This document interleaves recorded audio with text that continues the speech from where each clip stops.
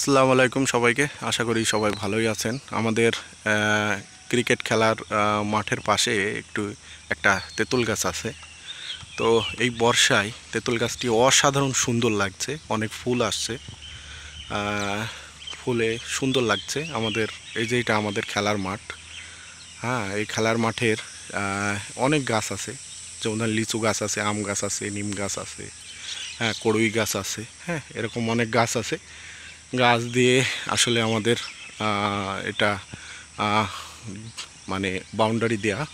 দেখেন, এই যে তেঁতুল গাছ, অনেক ফুল, ছোট ছোট ফুল পড়ে একবারে সুন্দর একটা পরিবেশ তৈরি হচ্ছে। দেখেন, লাখো লাখো ফুল, হ্যাঁ অনেক ফুল। এই ফুল পড়ে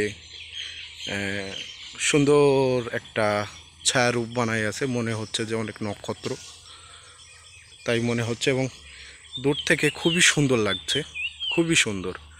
হ্যাঁ, যে তেঁতুলের গাছের যে হলুদ ফুল হয়ে থাকে সেগুলোই এখান থেকে পড়ে একটা দারুণ সুন্দরময় পরিবেশ তৈরি হচ্ছে।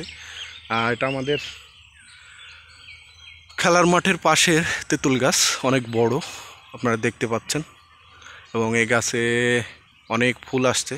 এবার আশা করা যায় অনেক ফল হবে। তেঁতুল আপনারা দেখতে পাচ্ছেন। কে কে তেঁতুল খেতে পছন্দ করেন প্লিজ একটু কমেন্টে জানাবেন।